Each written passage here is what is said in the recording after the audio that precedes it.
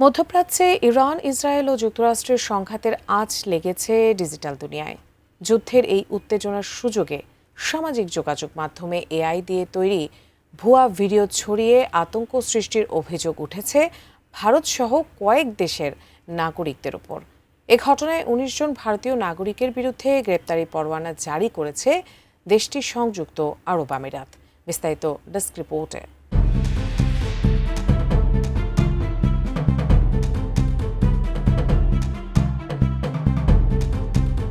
Israel যুক্তরাষ্ট্র Iran চলমান সংঘাতকে কেন্দ্র করে সামাজিক যোগাযোগ মাধ্যমে বিভ্রান্তিকর ও এআই দিয়ে তৈরি ভুয়া ভিডিও ছড়িয়ে দেওয়ার অভিযোগে ১৯ জন ভারতীয় সহ ৩৫ জন ব্যক্তির বিরুদ্ধে গ্রেপ্তারি পরোয়ানা জারি করেছে সংযুক্ত আরব আমিরাত। দেশটির রাষ্ট্রীয় সংবাদ সংস্থা WAM জানিয়েছে, মধ্যপ্রাচ্যে ক্রমবর্ধমান উত্তেজনা চলাকালীন ড্রোন ও ক্ষেপণাস্ত্র হামলার বানোয়াট ভিডিও প্রচার করে জনমনে আতঙ্ক সৃষ্টির দায়ে তাদের দ্রুত বিচারের মুখোমুখি করা হচ্ছে।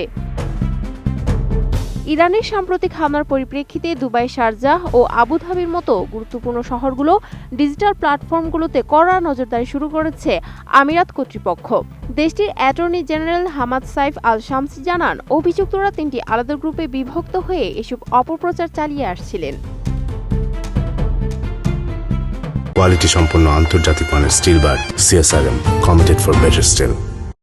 এগুলোর মধ্যে প্রথম গ্রুপে থাকা ১০ জন ব্যক্তি সংযুক্ত আরব আমিরাতের আকাশসীমা ক্ষেপণাস্ত্র চলাচল করার মতো ভিডিওর সাথে কৃত্রিম শব্দ ও মন্তব্য জুড়িয়ে দিয়ে এমনভাবে প্রচার করেছেন যেন দেশটিতে সক্রিয় হামলা চলছে।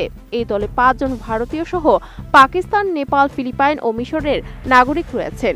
দ্বিতীয় গ্রুপটি মূলত এআই ব্যবহার করে কৃত্রিম বিস্ফোরণ বা বিদেশের কোনো দুর্ঘটনার ভিডিওকে হুবহু আমিরাতের ঘটনা বলে চালিয়ে দিয়েছে। এই দলে ৫ জন ভারতীয় ছাড়াও নেপালের একজন ও বাংলাদেশের একজন নাগরিক রয়েছেন। অন্যদিকে তৃতীয় গ্রুপটির বিরুদ্ধে অভিযোগ, তারাই কি শত্রুভাবাপন্ন রাষ্ট্রের সামরিক ও রাজনৈতিক নেতৃত্বের প্রশংসা করে আমিরাতের জাতীয় স্বার্থের পরিপন্থী প্রচারণা চালিয়েছে।